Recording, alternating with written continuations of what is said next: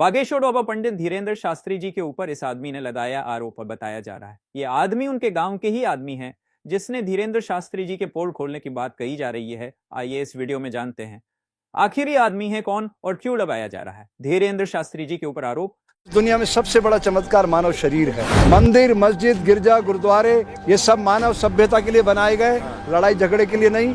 शुद्ध राजनीतिक स्वार्थी लोगों ने इसको वोट का औजार बना लिया है। धीरेन्द्र चमत्कार को मानते हैं कि नहीं? धीरेन्द्र जहाँ तक कथा कर रहा है मैं उसका स्वागत करता हूँ, लेकिन वो जो पाखंड की दुकान चला रहा है उसके लिए उसे जेल जाना चाहिए। धीरेन्द्र शास्त्री 26 साल में बहुत अचीव कर लिया, इसलिए आप लोग को जलन हो रही है।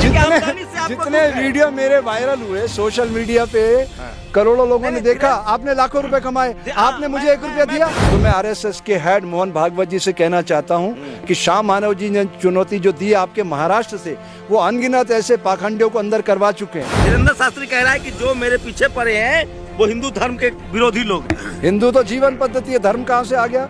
उसको बताना बच्चे को कि धर्म मैं बताता हूँ क्या होता है। ये जो अंधविश्वास और पाखंड है ना, ये भारत सदियों से इस दंश को झेलता है। भगवा वस्त्र पहने हुए इसी कपड़े को पहन करके कोई नंगता दिखाए तो उसका आप समर्थन करेंगे, विरोध करेंगे? नग्नता। भारत को सदियों में ऐसा प्रधानमंत्री मिला, वो सब कुछ है, लेकिन उसको अच्छी मानसिक चिकित्सा की जरूरत है। वो अहंकार से, ईगो से बेचारा पीड़ित है। धर्म की आड़ लेकर के जो ठग विद्या चल रही है इसका बिल्कुल खंडन करता हूँ मैं।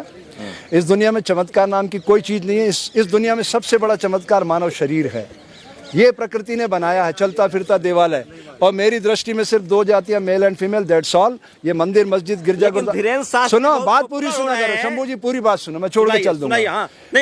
हाँ, बहस से मत भागिए। बहस से नहीं भाग रहा हूँ मैं, आप प्रश्न को पूरा मेरे को बात करने दीजिए। आप काट देते हो, बात बनती नहीं। पहले आप बोलिए।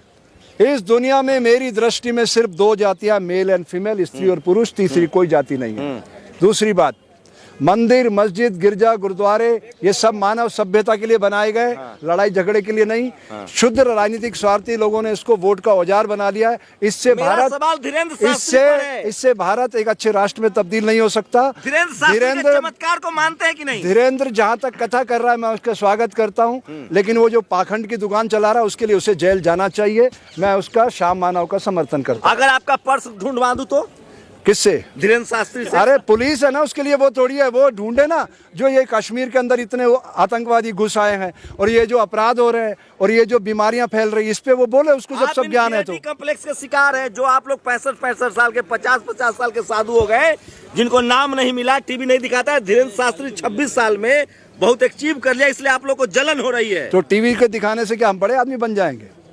आपके सोशल मीडिया पे आपके कितने मेरे बहुत वायरल हुए, उससे मैं बड़ा आदमी बन गया। अब बताइए, शास्त्री की आमदनी से आप लोग को आप बन गए होंगे, ये बात सच है। धीरेन्द्र शास्त्री की आमदनी से जितने वीडियो मेरे वायरल हुए सोशल मीडिया पे, करोड़ों लोगों ने देखा, आपने लाखों रुपए कमाए, आपने मुझे 1 रुपया दिया।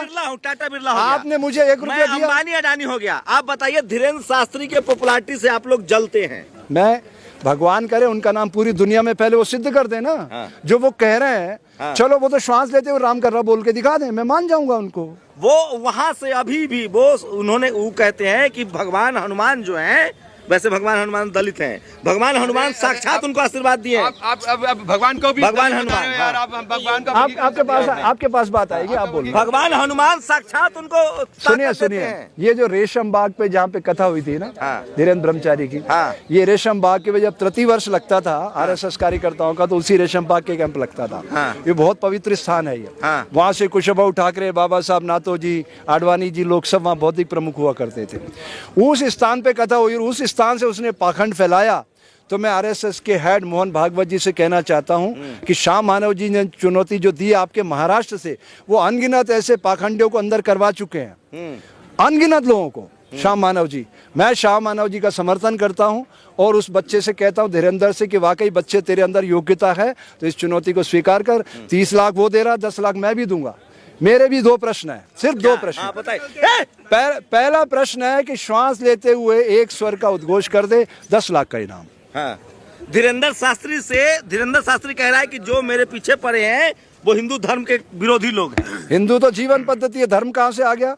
उसको बताना बच्चे को कि धर्म मैं बताता हूँ क्या होता है। सर वो खोया पर्स मिलवा देता है, क्या दिक्कत है? अरे खोया पर जब पुलिस जो एजेंसी इतनी ट्रेनिंग लेके, वो कहाँ से आ गया? रामायण करते करते वो इतनी सारी एजेंसियों की पावर कहाँ से लेके आ वो जाएगा? बीमार आदमी को ठीक कर देता है, बिना दवाई, बिना अस्पताल, बिना डॉक्टर। चमत्कार है उसके पास। ये जो अंधविश्वास और पाखंड है ना, ये भारत सदियों से इस दंश को झेलता है। उसी का परिणाम है कि जो बार बार आपके